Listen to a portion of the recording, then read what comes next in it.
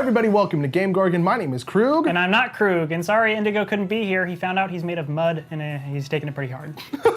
Today we're here to talk to you about Rockstar's 100-hour work week thing that happened on the internet a while ago. Yeah, just a thing. And then generally about overtime in creative industries that we either are both currently a part of or have been a part of in the past. This all started when a Vulture article quoted a Rockstar employee by the name of Dan Hauser. I'm bad at remembering names. That's okay.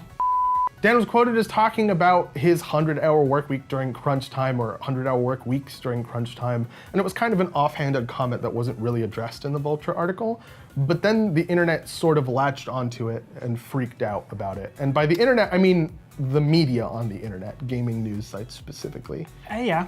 Which is reasonable because... Rightfully so, I think. There are a lot of other cases where stuff like 100-hour work weeks and crunch time have been forced upon employees repeatedly without remorse and like by threat of termination.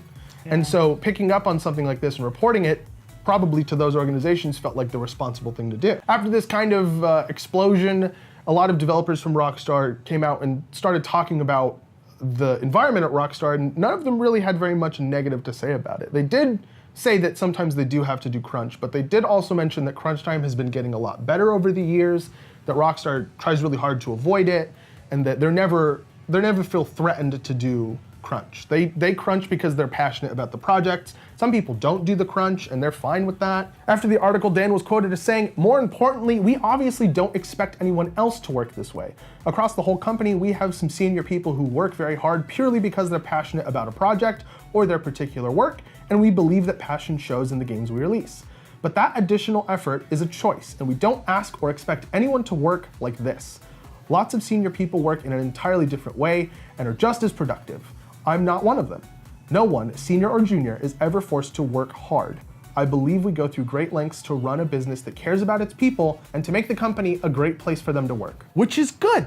That seems like a sort of healthy approach, but there's some issues. This is kind of the personal experience part of this. Sure. How has this affected you specifically? Yeah, no, I mean, I work in an events organization, industry sort of thing. I work in a warehouse. Like, we put together equipment rentals for insert big brands here that Sure. have releases and whatever. And sometimes, it's illegal for overtime in California.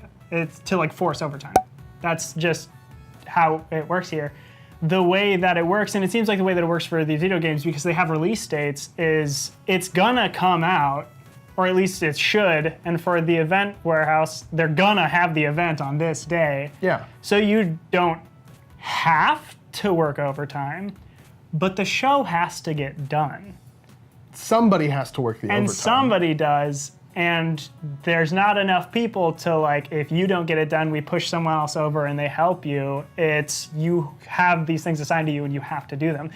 And I'm not forced to do overtime, but I pretty much have to do overtime. And in a lot of instances like this, when companies are talking about, especially in creative environments, that kind of stuff really is iffy. Because like, when I was a student in college, I went to school for lighting design, and I would always do every minute of work that I possibly could on my shows. I would stay for days at a time. I'd sleep in the theater. I'd do the show. Even if it was great, even if the director and the producer and the stage manager were all like, "This is a great looking show," I would stay and see if I could improve it. Because I was trying to learn. I didn't have access to the tools anywhere else. I didn't have access to the kind of space anywhere else. And so I'd stay and learn. That is a horrible thing for me to have done in hindsight, because it kind of devalues the time of the people that do that sort of thing. Yeah, we're in a hustle culture. I mean, we have been, especially in creative environments, we don't have a large market of jobs that you can work and do that for a living. Creatives in general are always struggling. And everyone's always like, you gotta hustle, you gotta hustle, you gotta hustle. Gotta do as much as you can to bare minimum live. Yeah. And a lot of times people don't even get to that point. And with things like Patreon and this and that, like, you can get paid through YouTube and you get paid through Twitch or whatever. It's beginning to supplement a little bit of just a natural 40-hour-a-week, Yeah. like creative job where you are not getting super famous and rich, but you are sustaining your life. And what I see with this, like crunch, and I mean like working 100-hour work weeks, it's an environment that has had people for years and like decades and decades hustling because that's what they're told they have to do. It's like, oh, you didn't go into the studio 20 extra hours this week? Wow, well, Jim over there is willing to do it. I mean, Yeah. you think you're gonna get anywhere? Yeah, or like the privilege mentality that some companies have, like, oh, this is X company. It's a privilege to work here. And if you're not interested in keeping that privilege, well, I have a line out the door of people that'll do whatever I ask them to do in order to work here. That's again the devaluation that's happening. Yes. All those people, all those probably interns, right? Maybe they don't have the skill set as the person who's putting their foot down and saying, hey, the thing you're doing is wrong and you need to not do that.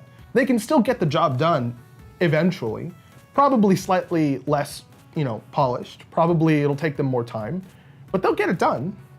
And they'll do it on the schedule of the company, not the schedule that is reasonable for a human being to work. Yeah. Unionize.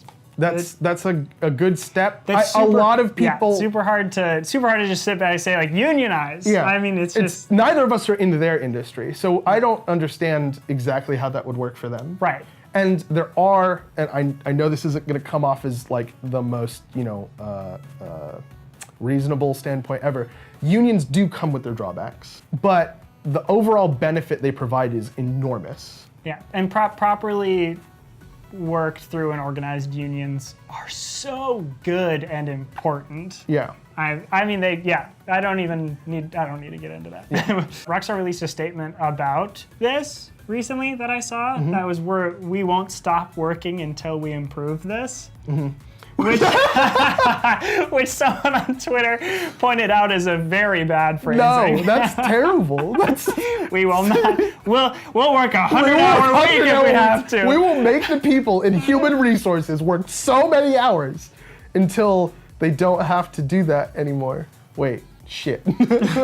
Bottom line, just make sure that you're being treated fairly at wherever you work, whether you're a creative person or whether you're doing some kind of manual labor or you're doing some kind of tech development, whatever. Just make sure you're being treated fairly, because the second you let yourself get taken advantage of, you're enabling the company to take advantage of not only you, but the people that come after you and the people that came before you. Yeah. It's important. Don't let our culture and the way that we think about work devalue you or the way that you work.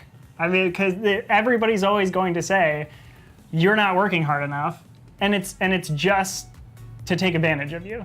It really is. If you are putting in, unless you suck. Unless you also, are lazy. don't suck. Just don't suck. That's step one. Step two is the rest of the stuff that we said. Step one, don't suck. Step one's be really good at your job. Step two is don't let people take advantage of that. There you go. Yeah. It's a complicated thing. I hope you understood that what we're saying isn't trying to call anyone out specific. I think Rockstar is doing relatively good compared to the rest of the gaming industry, as far as I've heard, right? I've never worked for one of these companies before, but just from reports, they seem pretty responsible. So hopefully we can improve their policies as well as the policies of companies outside of their scope someday. So what do you think about all of this? Is this controversy, or controversy if you want to use quotations, like, is this going to prevent you from enjoying, say, Red Dead Redemption 2? I highly doubt that. Lots of people are going to buy that game. Yeah, or does it make you think differently about the creative industry or the video game industry specifically? Tell us about it in the comments down below. Yeah, we're interested in, even, especially if you disagree with us, I want to hear what you guys have to say about that. While you're down there, hit the like button to like the video, hit the subscribe button to subscribe to our channel, which affects nothing, and then hit the bell icon after you hit the subscribe button to our channel button to get notifications whenever we post new content. I'm Krug. You can get me at KrugQT on Twitter. I'm not Krug, but you can reach Indigo at IndigoQT on Twitter, and you can reach both of them on Instagram, and all that I said, join the Discord. Join the Discord. Watch the Discord episode where we literally only ask you to join our Discord. And then watch the next episode where we talk about Squeeze. We'll see you guys next time. We're GameGorgon. We're GameGorgon, yeah. That's that.